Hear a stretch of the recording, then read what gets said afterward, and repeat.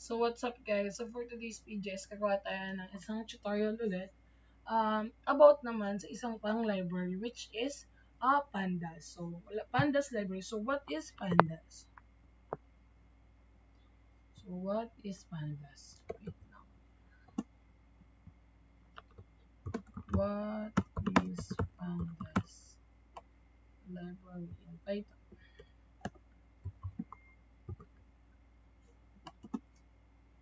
So pandas is a Python library used for working with dataset. It has function for analyzing, cleaning, exploring, and manipulating data. The name pandas is a reference to both panel data and Python data analysis was created by Wes McKinney in 2008. So saan nga ba ginagamit ang Python? Python Pandas. So Pandas is mainly used for data analysis and association manipulation, tabular data, and data frames. So, ngayon ay gagawa tayo ng mga ganitong ano, magre-read tayo ng mga CSV ng Excel na mga files. So, mag-open na tayo ng so, nabuksan ko na si Navigator. Then, na-open ko na din si Jupyter. Nandito na tayo sa Jupyter. Ayan. Ito na tayo kay Jupyter. Then, open natin yung desktop. Nandito sa ating file na to. So, itry natin na gawa tayo ng bago. At igawa tayo ng pandas. I-read natin yung ating mga data set using pandas. So, antayin na natin na mag-loading. So, ito kasi yung mga file na ginamit ko nung nag-arima ako nakaraan. Pero dito ko na din sinasave yung aking matplotlib, yung aking isa pang project na yung numpy, nandito na din. At dito ko na din sila sinasave para isang pindutan ko na lang baga. So, the first thing we need to do is import pandas as PD. Yan. So, next naman ay mag-try tayo na magbasa ng isang ano dito. Try natin to forecasted value of ARIMA.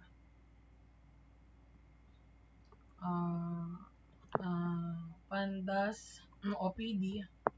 O maglagay tayo ng ano bang ganda. O sa PD, ginamit natin yung PD. So, data frame will be equal to PD wait lang, ayan, touch yan, PD dot read CSV underscore CSV. So CSV, so open and close parenthesis. Then, yung ating, ito. Ay, bakit di nakaka-copy? For forecasted values of ARIMA. Tama ba? Forecasted value of ARIMA.csv. Then, enter natin siya. Then, i-print natin si data frame dot head. Tingnan natin kung lalabas siya. Ayun. So, tingnan natin kung ano ang laman ng data ng forecasted value sa ARIMA natin. So, ito yung laman ng ating ano. So, 6, ayan. Ayan. So, ito yung laman. Yung 2010 October 1 or January 10 pala.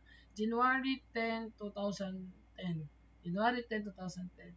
Tapos, ang ating ano ay 631.08. 631.08. So, ayan. Nakuha na niya. Head natin. The next naman is try natin yung data frame. Ibig sabihin na-read na niya yung ating pinaka CSV file. The data frame dot tail naman, yung pinakadulo naman ay tail. Ayan, tingnan natin. Ayan, ito ba yung dulo natin dito? Ayun, di ba tama? Ito yung pinakadulo natin. Yung ating 5 sets na 5 value natin ay yung 5 yun. So, ayan. So, try nga natin na mag data frame, hindi df naman, df will be equal to pd.read excel naman. Tapos, may excel ba tayo nakasave dito? Wala pala tayo nakasave na excel dito. So, try ko muna i-save yung isa natin file dito ng Arima. Try natin na i-save. So, ito ay ginamit ko kasi sa Arima. Ito na din yung gagamitin naman natin value para mag-read dito sa Pandas. Pero dito lang naman sa Pandas. So, ito file mag-save tayo dito sa save as Arima. Tapos, sa Excel na siya. Excel workbook.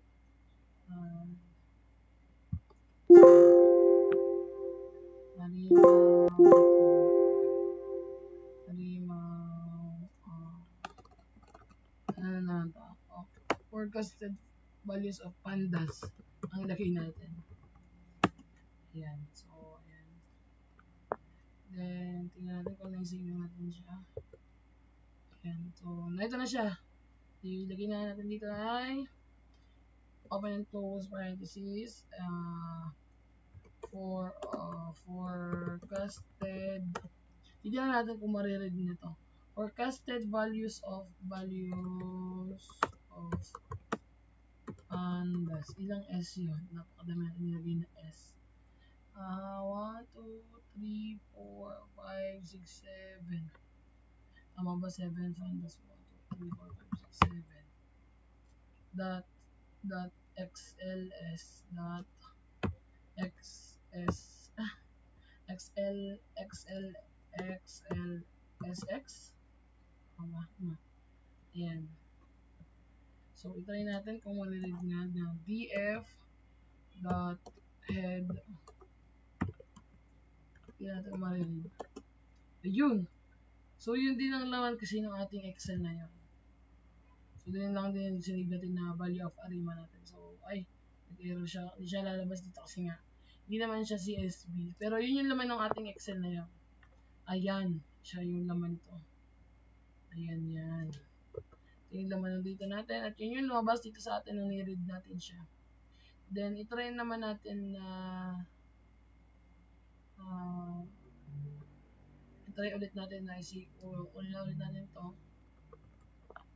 Tapos, ilagay natin dito. Tapos, data frame will be equal to tail. Dot tail. So, natin kung mariread siya. Ayan. Then, try natin na data frame dot shape. Try natin kung may lalabas. Frame dot shape.